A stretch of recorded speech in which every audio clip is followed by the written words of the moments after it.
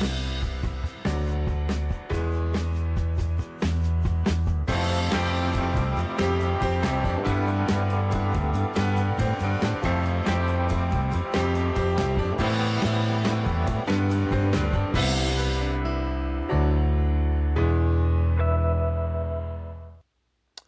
everyone, welcome to this episode of Talk of the Town. I'm James Milan, and I am joined today by Lu-Hogan. Lu is a familiar face to a whole bunch of people here in town, and I suspect is going to be even more so in the future.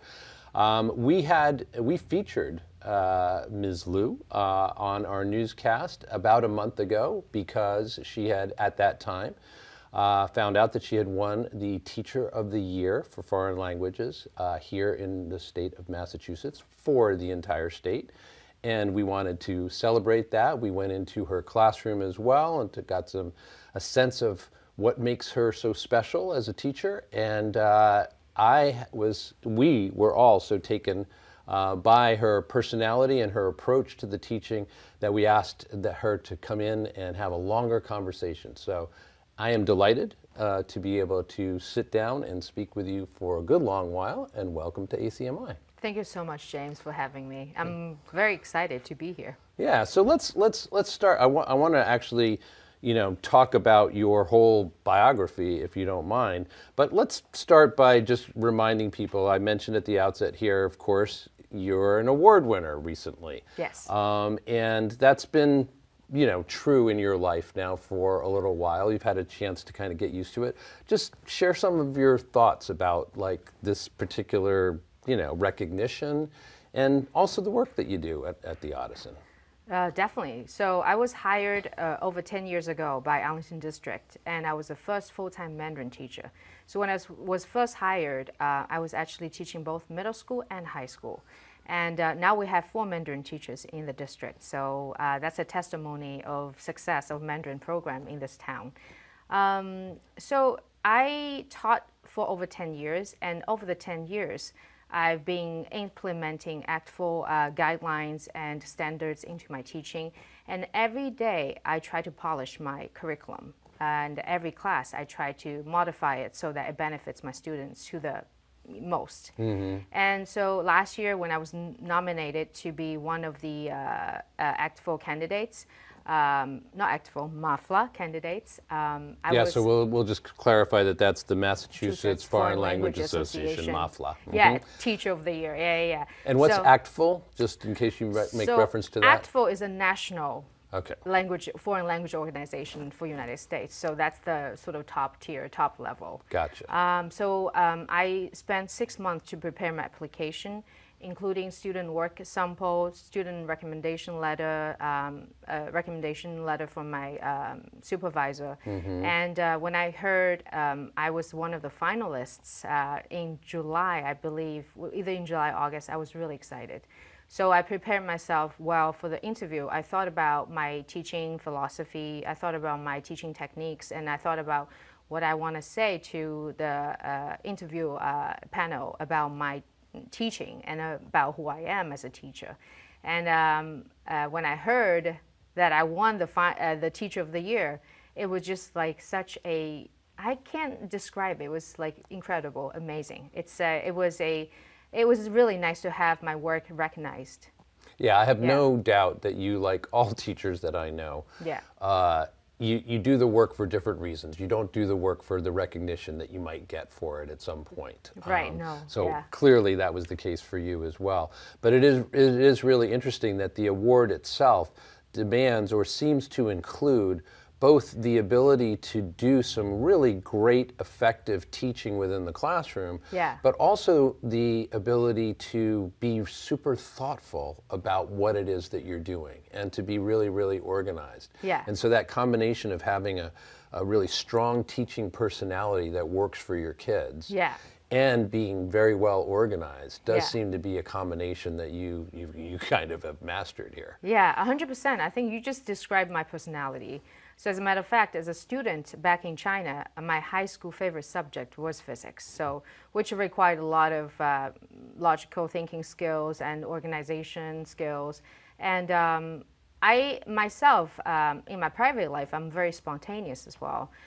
So I think all those qualities sort of fall into the same play beautifully. And I think it really helped me to become the teacher who I am today. Yeah, and we're going to wind the conversation back now, and then we'll run it forward, and we'll end up back talking about your teaching again, I think. But let's start by, let me just ask you, okay, you were born and raised in China. Tell us about the area of China that you were born and raised, what your early life was like, and just share your thoughts with us about that. So I was born in southeast part of China, in a city named Wenzhou. So Wenzhou actually reminds me a lot of Boston, or Boston reminds me a lot of Wenzhou, because Wenzhou is a coastal city, so we have a lot of seafood. Weather-wise, it's definitely much warmer and more humid than Boston. So I remember the first year I was in Boston as a student at BU, Boston University. I was actually really scared that I was gonna die that year because of a snowstorm. It was just out of imagination. I've never seen snow in my life till I moved here, let alone the first year I was here. The snow was so big, the house was shaking. Is that right? Yeah. That couldn't have been 2015, though. That's probably too recent. It was I'm pretty sure, if I remember correctly, 2011. Oh, okay. Yeah, 2011. So yeah, because we have had some crazy winters here, and I guess that was one of them. yeah, so I was really, I was lonely and sad in that apartment, and calling my parents, FaceTime them and telling them, like, it's really scary, and I wish I can finish my grad school work here and I can go back and be with them. But anyways, I've gone a long way from that point. Yeah. And you were trained not in teaching at all, right? You said that your favorite subject in high school was physics. Yeah. But then I think you arrived to BU and did do a teaching certificate there, or a teaching program there, but that was a master's program. So you'd already been to college in an entirely different focus, right? Yeah, so my undergraduate was actually in engineer. So I was supposed to be an engineer after graduation, but I really fell in love with teaching immediately, because my first job was actually to teach Chinese children English, to prepare them for... First job in China. China, yeah, exactly. And to prepare them for those English proficiency exams, to prepare them to go abroad study. So I fell in love with teaching, and I decided to, steer away from engineer. And that's how I decided to come to Boston and to go to BU. But I have to be honest, Boston University was a totally random pick. So I was accepted by Boston University and Leslie Elias. No, not Leslie Elias. That's that's right here, right? Yeah, but Leslie University or Leslie College. Yeah. College, yeah, exactly. And my parents, being Chinese parents, they said, BU is more expensive, so you should go to BU. And they probably were like, BU, we understand, Boston University, that must be a good place. Right. Leslie, we've never heard of that. So, yeah, because that's a big thing too, right? Yeah, obviously. But after moving here, I actually learned that Leslie College has really, really strong, Absolutely, especially program. Teaching programs, nursing 100%, programs, a whole bunch of really important professions are groomed at Leslie. So, any Leslie fans out there, kudos to that place for sure. Yeah. Actually, I want to go back though and ask you a little bit more about your time in China and your studying in terms of engineering, et cetera. Yeah. How much pressure did you feel as a young person as you are, figuring out whether you're going to go to college, where you're going to go to college, all those kinds of things? How much pressure do you feel from peers, from family, et cetera, to, for instance, go to and be an engineer, because that's a very, we all know. There's plenty of pressure in this culture as well to take a stable, well-respected, but also just one where your parents are not going to have to worry about whether you're going to be able to make a living, kind of thing. Yeah. Was that similar to the way that you grew up and the things that you had to decide between? I think a lot of Asian comedians in the United States even joke about, like, there are only a few jobs that are accepted by Asian parents. Doctor, engineer, or I don't know. Probably not even lawyer.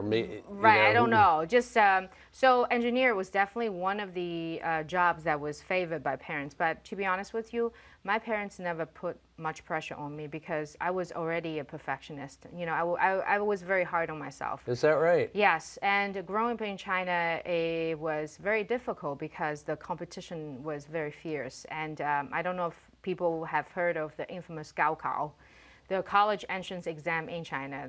I mean, it's equivalent of the U.S. SAT, but in terms of the level of difficulty, it's, you know, so you prepare your entire life for that one time, that one chance to showcase yourself. And through what? Through exams.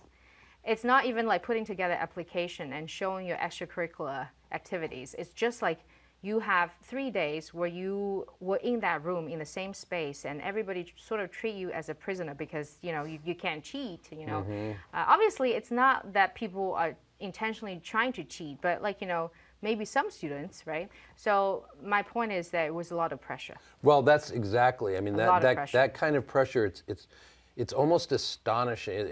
It's mind-boggling, really, for an American within American culture, for people to try and imagine the kind of pressure that you would feel when you're going into that room for 3 days, and you know that these are the 3 days that are going to determine probably for many of you the entire course of your professional life from there. That's you know, it's interesting, James, you mentioned that because for me, now in retrospect, I think that's why I ran away from China. I mean, despite the fact that I went through the infamous Gaokao and I went to college and I finished my degree and I was able to get a job before even graduation in China.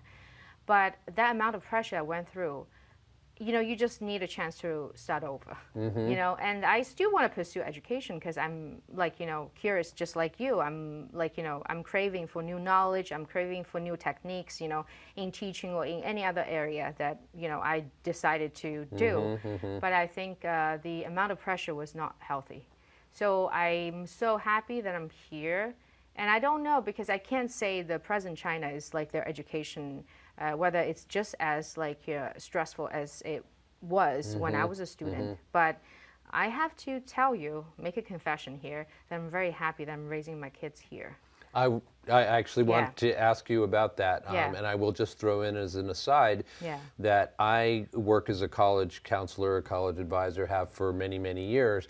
Some of my students in the last 2 years have been Chinese students who are looking to get into American universities. And I can tell you that if their experience is at all reflective, the pressure continues to be that same kind of almost insane making kind of pressure from what I can tell through these kids. And that's very unfortunate. I think that's very unfortunate. Especially 16, 17, 18-year-olds, you're just not, you're not equipped to deal with that. Because I think, as a matter of fact, our brain is fluid. It's not set to be the same. To like, you know, because I think we're supposed to mature around the age of 25 or 26. I don't know if it happened for me, but but I think, you know, when you're 16, 17, that's the most essential phase to sort of shape your brain, to like wire it so that whether you're mostly happy or mostly seeing things in a very negative way. You know, so I think education, the first job was to provide a good headspace. And I think that was not provided for me. And I'm really hoping, if anybody's listening in China, I think that it's about time to put that into the curriculum and think about, besides like train them to be the most efficient engineer or the most intelligent scientist, like, are they happy? It's going to be a tough row to hoe, I think. Right. That you know, you're going to be swimming against the tide. But I think you're absolutely right. And my own work with these young people would indicate that yes, it would be just be healthier. Just exactly. All-round healthier, with a little bit more of a dose of, you know, finding passion, doing, you know, emphasizing what makes you content, as well as what can get you ahead, etc. But also just really emphasize the importance of PE as well, because it was sort of eliminated as much as the school or the parents could in China, so that students can spend more time on doing problems, like, More homework, right? Less physical activity for more homework, and it's that really again, we know that that can't it doesn't possibly be work. good for you over the long term. Yeah. Okay, I would like to like spend the balance of the rest of our time talking about trying to mine your own particular experience for the kind of nuggets that you can take from it. So here's what I mean. You're born and raised in China and then come here as an adult. So you've had that full experience of being within Chinese culture and before you get here. You are married to an American citizen and raising 2 children here who are not only American citizens, but they're being raised in Boston, right? As young Americans. Yeah. You yourself spoke a language. I don't know how well you spoke English before you got here. Right. You obviously speak it very close to perfectly at this point. Oh, thank you. Yeah, but Mandarin to English, gigantic. Oh, yes, very which different. you know all about the other way from teaching your students so effectively. So in all those different ways, both your experience in China and your experience here makes you a kind of informal expert in some ways, at least from your own life, about what you, so I'm just interested in what you have to say about that contrast, the contrast of these different cultures, what it is that makes you say that you're happy that you're bringing your children up, not only the pressure you're talking about, but what other aspects of being here are things that work for you. And then finally, also, if you don't mind throwing in there, I know that your parents are here. Yes, now, they live right? in Arlington too. So they live in Arlington as well. Yeah. How did that happen, and what can you say about their experience as well? Right. So lots of stuff. I'll shut up. So I really appreciate my journey so far, because it really shaped me to be the teacher I am today. Because I always think that, embed culture into your curriculum is so important, because I feel like cultural difference made me feel so lonely the first few years I lived in Boston, because I could speak the language perfectly, I could understand people, I can negotiate with people, I can get all my essential needs met.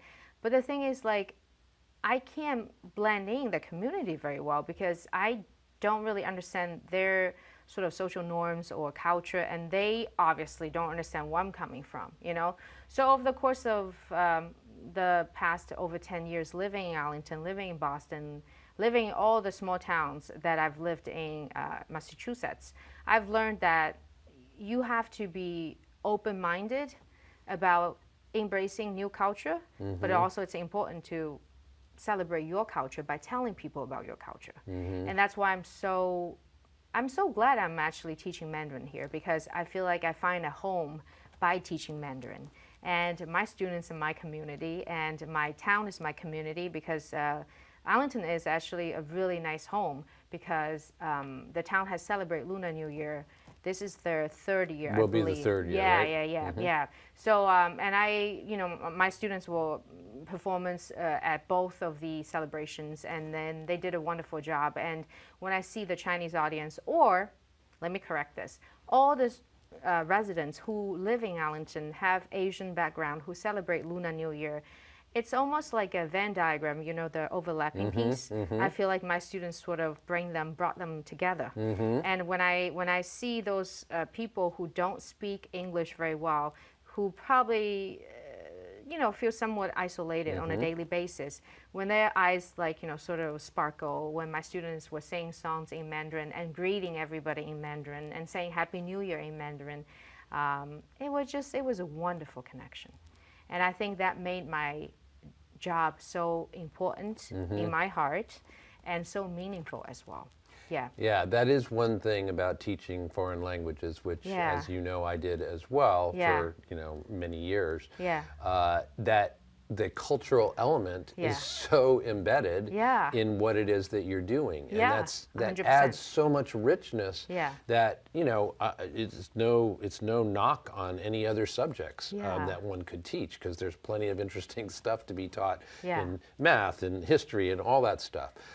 but that cultural element, that idea that you are helping somebody understand not just how to express themselves in another language, Yeah. but understand something about other people Yeah. and another place Yeah. that you can only do Yeah. by mastering the way of communicating. I in really that think area. the language has a power, like multilingual people have a better understanding of to be more compassionate and empathetic because, when you understand culture, you understand people more.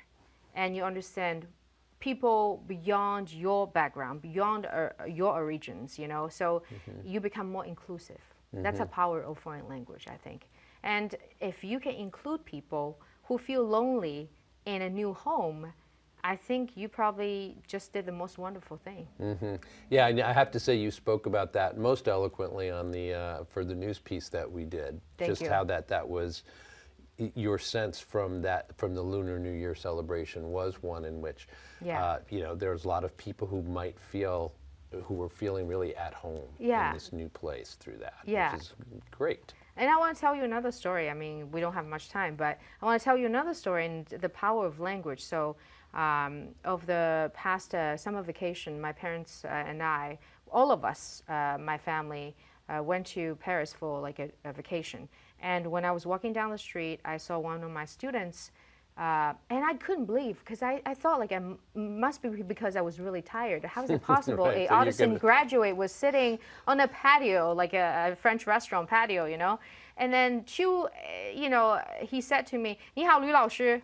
And then I realized, oh, okay, this is not like me daydreaming, So, but then he told me the highlight of his Parisian trip was meeting someone who was from mainland China. They had a whole conversation in Mandarin, extensive conversation in Mandarin, and then the proud that I could see in his eyes, And the whole time we were also discussing the whole experience, his parents in Paris, in Mandarin too. So like, his parents were just like really amazed, and my husband too, because my husband was with me, and none of them understood what we were saying, but they all knew that we're talking about something that's like very special to the student, So Yeah, no, that is a totally special moment, Yeah. and so wonderful for you as a teacher as well. I know from my own random encounters with students outside of the educational context. Right, yeah. If you get by that shock of, oh my God, they're like,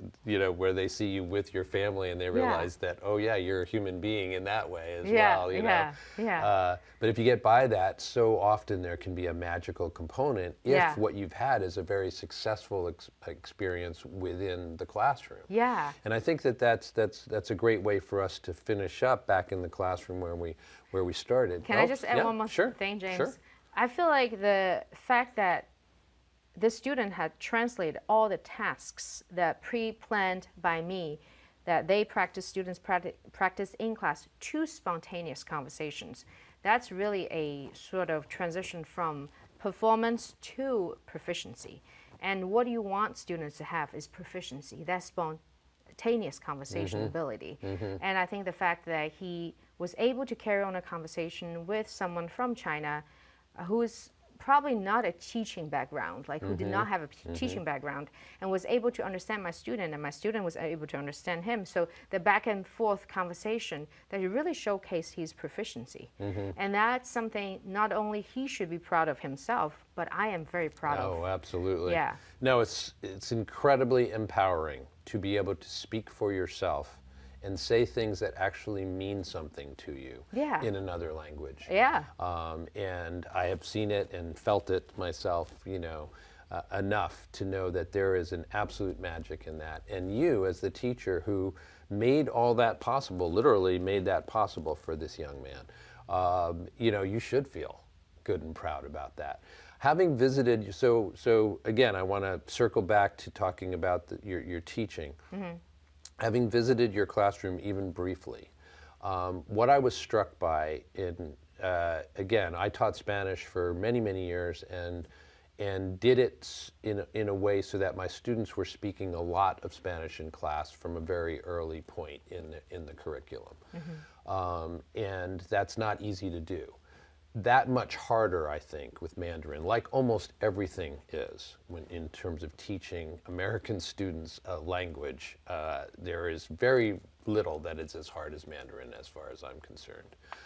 I noticed that your students, we were in your classroom for about 12 minutes, and I will say that I did not hear English one time. And that is very unusual with other, frankly, other classrooms that we were passing in the foreign language halls.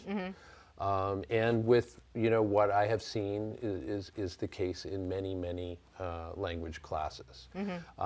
How the heck do you do that? You just really have your goals clear of what you want your students to achieve by certain timeline, and you do backward design, lesson planning. Yeah, so you design all the activities and you provide all the tools in the target language. Doesn't matter if you're teaching Mandarin, Spanish, or French, or Latin. You provide all the tools so that they can have every single task completed in Mandarin. It's doable. Well, you're clearly showing that it's doable. I wonder, and again, for those of you out there, I apologize for a second for nerding out on the foreign language thing.